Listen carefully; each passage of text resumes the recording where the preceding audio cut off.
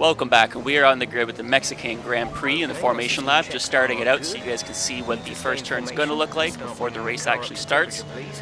First turn's always terrifying, some worse than others, but before we do, I just want to mention the US Grand Prix that was last week. I don't have a video for it and I won't be putting one up.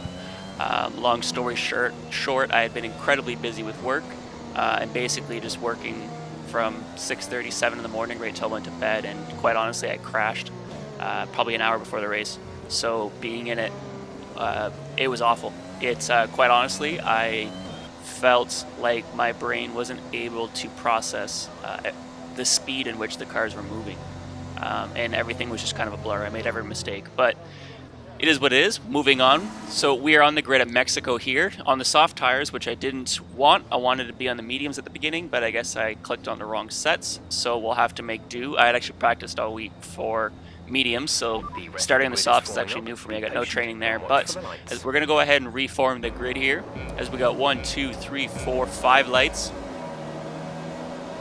Lights out and away we go. Right off the start, not the greatest start, but I want you to pay attention. Left-hand side of the next chicane, or the first turn coming up here. You'll notice the Mercedes off, and I'll put his clip too, just so you can see it. Just remember this, because this will kind of come into play and give you some background story for the rest of the race. But going into it, we're going to stick on the outside here, see how many spots we can make up, see an opening here, so we're going to take it, throw our car right inside and hold this spot, making it through safe, almost. Making contact, but out with no problems. As we get onto the next straight, we're going to head down. We've got, just like Spa, we're heading into these turns here. It's probably 5, 6 cars up there. 2 wide behind me. As the Alpine goes up the inside, we're going to take the outside here, then to the inside, but he cuts us out, no problem. We don't get damage, but does let his teammate through too. It is what it is. It happens, lap on incidents. But we're going to keep going here as we head into the fast S's, and all these cars side by side are a bad idea here, because this is not a spot where you want to be going too wide, especially lap 1. As we keep making it through, as the battle ahead's starting to get a little tense, we got 1 car off the track coming back in. We got the Ferrari and the 2 Alpines. Ferrari on the left, I'm not sure if he's taking damage now, but as we go into this turn now, you can kind of tell he does go out wide. I'm just assuming, I didn't see him take it, but he lunges it up at the inside, and I have a pretty strong hunch he's damaged, so I've got no reason to fight him for it. I think he's going to the pits here, and it proves to be accurate. So just let him go. It wasn't worth trying to hold it and getting damaged myself. But we're going to head right down onto the straight. This straight is basically the best overtaking spot of this track. Being so long, the car behind gets a tow, and it's quite easy to get through, especially when DRS opens up in lap 3. We got Locker coming at the right-hand side, but we're going to challenge him through here. Sticking to the outside, he backs out of it, decides it's not worth trying for. We're going to head on through right now, and I think it was a good call on his part. We could have done it, but I've noticed that Locker's pretty experienced too, so he's not going to pull any dumb moves out. Especially in Mexico, you're going to see, I mean, even from the last lap in this one, you kind of get to see why it's so punishing and how many cars struggle with this one. I think only 11 cars finish this race by the end. We got 1 car going out left. We keep going through, gives us a warning, whatever. We look left, we cross the line, it happens. As we go down to the next turn, we got another car going out wide and spinning on the outside. That's the Alpine, as we're going to go ahead and make it through. So like I said, this track is extremely challenging, and if you make a small mistake, it will punish you very hard. As we go ahead, and we're going to cross onto the start straight one more time, and onto lap 3, which is when the DRS will open. If you're not familiar, DRS gives you the ability to drop your rear wing if you are within 1 second of the car ahead of you. So this is when the race really starts, especially with these overtakes here. And you notice just how quick this car is coming up. So we got Alfie coming up behind us, started at half a second back, and he's just a rocket by us right now.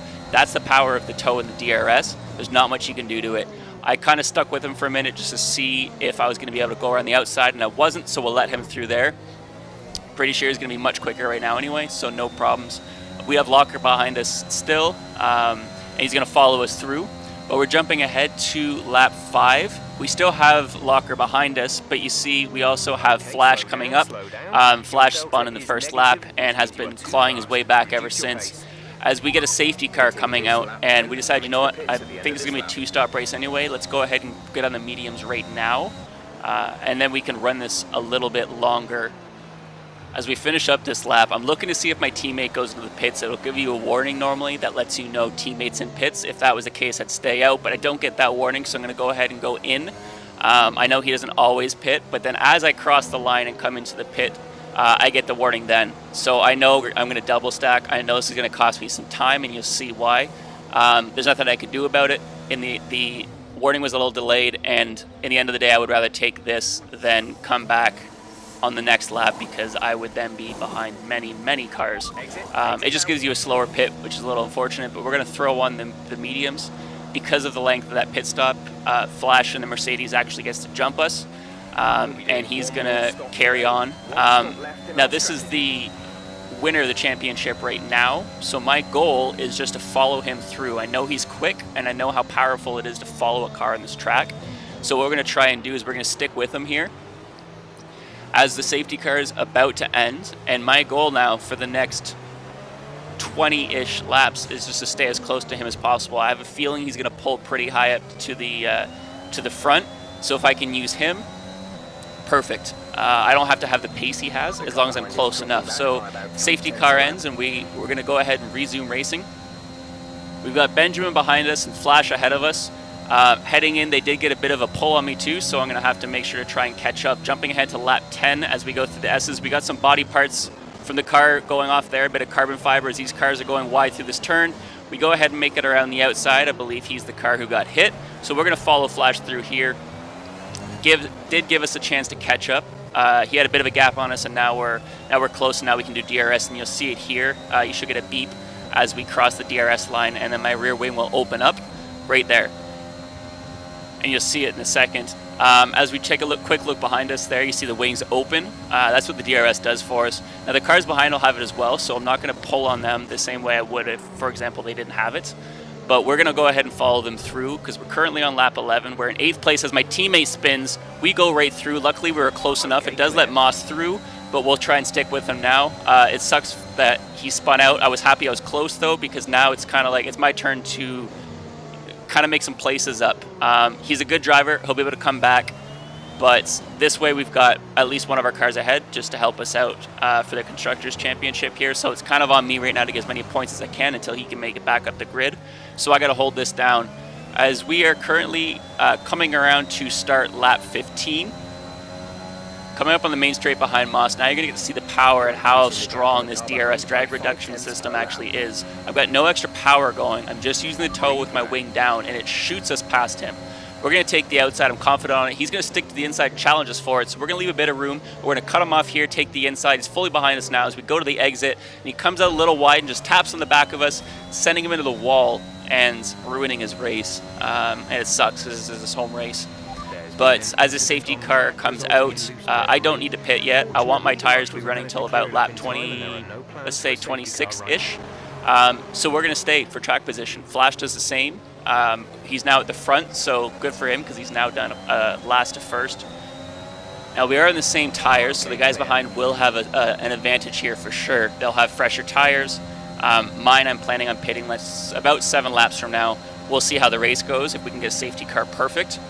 Right now, Flash needs the same pit stop I do too, so as long as I'm close, I can probably copy his strategy, go with him. But we jump ahead, lap 20. We're now in 3rd place. Frosty makes it by, and Flash has followed him through. Not close enough for DRS, so I do have to try and catch him, but I'm also defending from the car behind at the same time.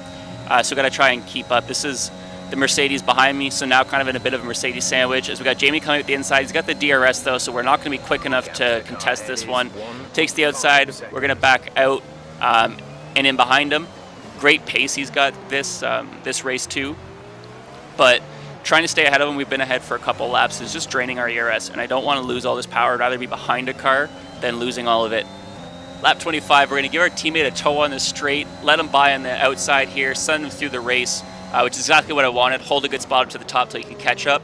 I know he's quicker than me at Mexico. I didn't have much time to practice it, and he's got a wicked time here. So we're going to let him go for it because he could be contesting for the lead at the end.